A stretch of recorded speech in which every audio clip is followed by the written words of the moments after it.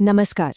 चलिए आज एक ऐसी कहानी समझते हैं जो ये दिखाती है कि किसी को परेशान करना या धमकाना कब एक गंभीर अपराध बन जाता है। ये कहानी है तो झारखंड के एक छोटे से शहर की, लेकिन इसका जो सबक है ना, वो हम सबके लिए बहुत ज़रूरी है। ये कहानी हिम्मत, न्याय और कानून की असली ताकत के बारे में है। तो आइए इस पूरी बात की शुरुआत एक सीधे से सवाल से करते हैं। किसी को परेशान करना या फिर डराना धमकाना कानूनी तौर पर ये कितना संगीन मामला हो सकता है? इसका जवाब हमें रीमा और अजय की कहानी में मिलेगा। एक ऐसी कहानी जो उत्पीड़न और अपराध के बीच की बारीक लकीर को बिल्कुल साफ कर देगी। तो इस कहानी की शुरुआत होती है दो किरदारों से, रीमा और अजय। रीमा अपनी जिंदगी जी रही थी, लेकिन अजय के कामों ने उसकी शांत जिंदगी में एक ऐसी उथल-पुथल मचा दी जो उसे सीधे अदालत के दरवाजे तक ले गई। अब देखिए, यहाँ एक बात गौर करने वाली है। इस तरह का उत्पीड़न ना अक्सर धीरे-धीरे बढ़ता है। जैसा हम देख सकते हैं, शुरुआत हुई पीछा करने से, फिर बात पहुंची जबरदस्ती बात करने की कोशिश तक, और आखिर में वो एक सीधी धमकी में बदल गई। और यही बढ़ता हुआ पैटर्न है जो इसे इतना गंभीर मामला बना देता है। और बस यही वो पल था, वो धमकी थी जिसने सब कुछ बदल दिया। अजय के ये शब्द सिर्फ परेशान करने वाले नहीं थे, ये एक सीधी धमकी थी। और कानून की नज़र में ठीक यहीं पर वो लाइन क्रॉस हो जाती है जो उत्पीड़न को एक गंभीर अपराध बना देती है। देखिए, डर लगना तो बिल्कुल स्वाभाविक था, कोई भी होता तो डर जाता। लेकिन रीमा ने उस डर को अपने ऊपर हावी नहीं होने दिया। उसने फैसला किया कि वो चुप नहीं बैठेगी, बल्कि आवाज उठाएगी। और सच कहूं तो यही इस कहानी का सबसे मजबूत मोड़ था।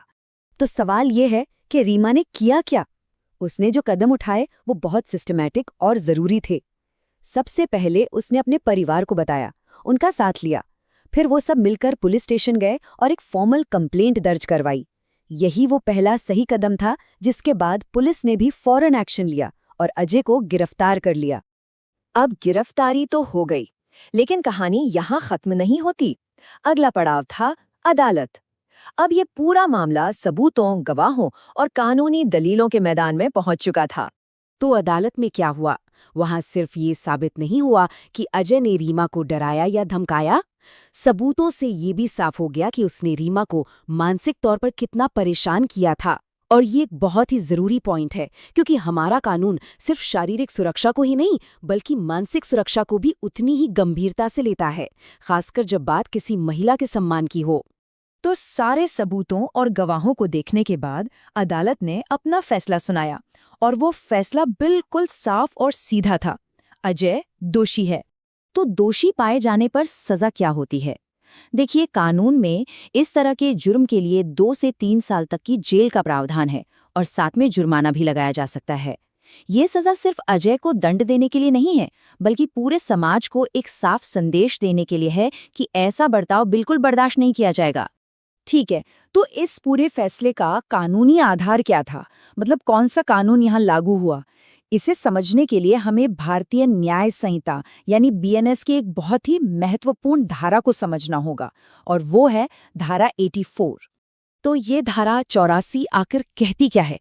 ये धारा बहुत स्पष्ट शब्दों में बताती है कि किसी भी इंसान को डराना, धमकाना या मानसिक रूप से परेशान करना, ठीक वैसा ही जैसा अजय ने रीमा के साथ किया, ये उसकी सुरक्षा और उसके सम्मान के खिलाफ एक गंभीर अपराध माना जाएगा। और असल में यही तो ऐसे कानूनों का मकसद है।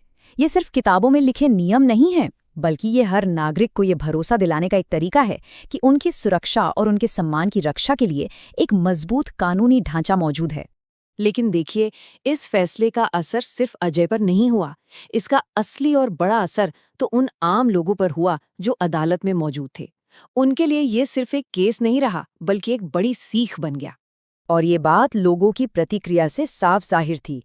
जैसा कि वहां मौजूद एक व्यक्ति ने कहा, आज हमें समझ में आया कि किसी महिला को डराना या धमकाना भी कानूनन एक अपराध है, और शायद यही जागरूकता इस पूरे मामले की सबसे बड़ी जीत थी।